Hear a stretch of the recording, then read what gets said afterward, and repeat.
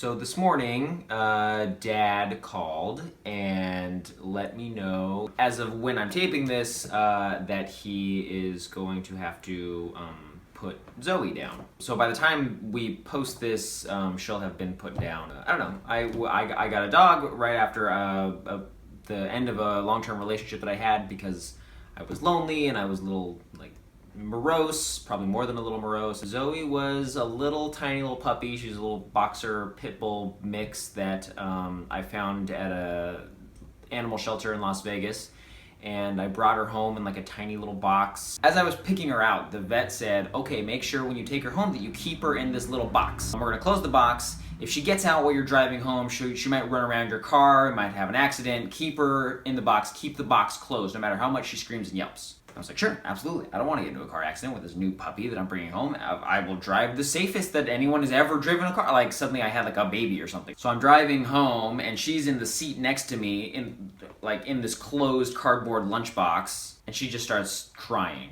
She's just so sad. She's just in the dark in this box, and she can't see anything. All of her brothers and sisters gone. She's with this weird guy in this car. She doesn't know what's happening. The whole time I'm thinking, surely this is different crying. This is special crying. This is the you gotta let me out of this box crying. So I open the box. She just sticks her head out and she stares at me. She was like, cool, I'm out. You don't need to be staring at a dog while you're driving a car. She didn't want to get into an accident any more than I wanted to get into an accident. She just didn't want to be in the dark anymore. Zoe was definitely the runt of the group, and she grew into a much more brave dog, but it took her a while.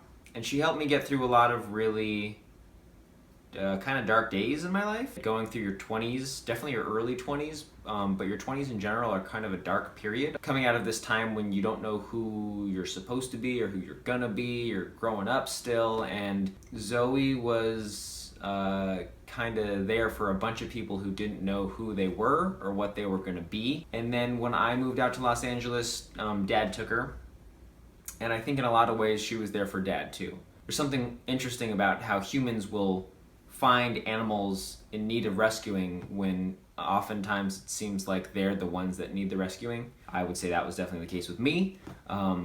It might have been the case with Dad and any of the people who were roommates with me in Boston. All of that is to say that I feel grateful for Zoe. She was the extra roommate who lived with me and my college friends. She listened to me when I came home and talked about how hard my day was, kissed me on the face when I was feeling upset. She was a good dog, but she was also a good silent friend. Zoe was sick when we left Boston, and I was lucky enough to have Dad take care of her.